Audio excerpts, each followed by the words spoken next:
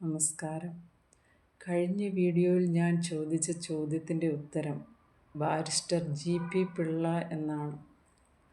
ഗാന്ധിജിയുടെ ആത്മകഥയിൽ ഇടം നേടിയ ഒരേയൊരു മലയാളി. ഇത് ബാരിസ്റ്റർ ജി.പി. പിള്ളയുമായി ബന്ധപ്പെട്ട കല്ലടയിലെ പുതുമന വീട്.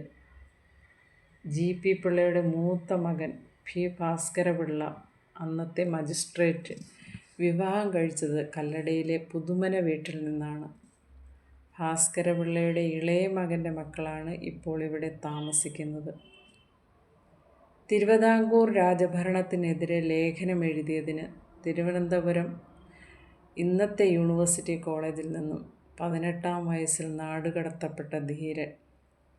തിരുവിതാംകൂറിലെ ആധുനിക ജനാധിപത്യ പ്രസ്ഥാനത്തിൻ്റെ വിജ്ഞാതാവ്.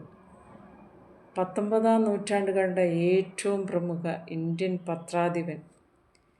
ഇന്ത്യൻ ഇംഗ്ലീഷ് സാഹിത്യരംഗത്തെ പ്രഥമ തലമുറക്കാരൻ. മഹാത്മാഗാന്ധിയുടെ ഉപദേശകൻ. തിരുവനന്തപുരം കഴക്കൂട്ടത്തിനടുത്ത് പള്ളിപ്പുറത്ത് ഹരിഹരയ്യരുടെയും കാർത്യാനിയമ്മയുടെയും മകനായി 1864 ഫെബ്രുവരി 26 ജനനം.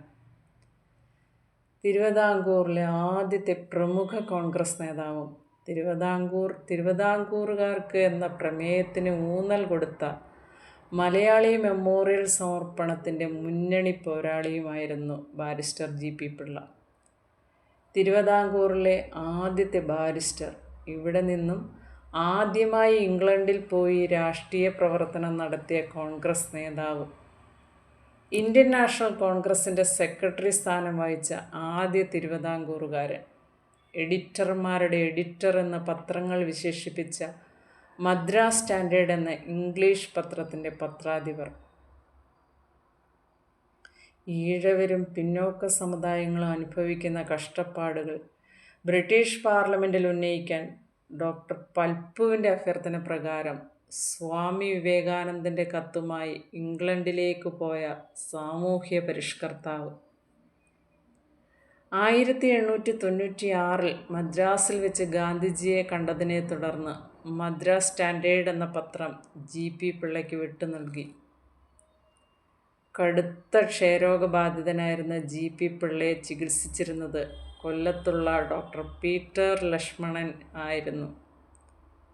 അസുഖത്തിൻ്റെ കാഠിന്യം കാരണം തൻ്റെ 39-ാമത്തെ വയസ്സിൽ മെയ് 21 ഇത്രയധികം വിശേഷണങ്ങളുള്ള ഓരോ മലയാളിക്കും അഭിമാനമായ ബാരിസ്റ്റർ ജി.പി. പിള്ള ഈ ലോകത്തോട് വിട പറഞ്ഞു. ഈ ധീരദേശാഭിമാനിക്ക് മുന്നിൽ പ്രണാമം അർപ്പിച്ചുകൊണ്ടും പിൻതലമുറക്കാർ എൻ്റെ നാട്ടിലാണെന്ന അഭിമാനത്തോടെയും നിർത്തുന്നു. ജയ് ഹിന്ദ്.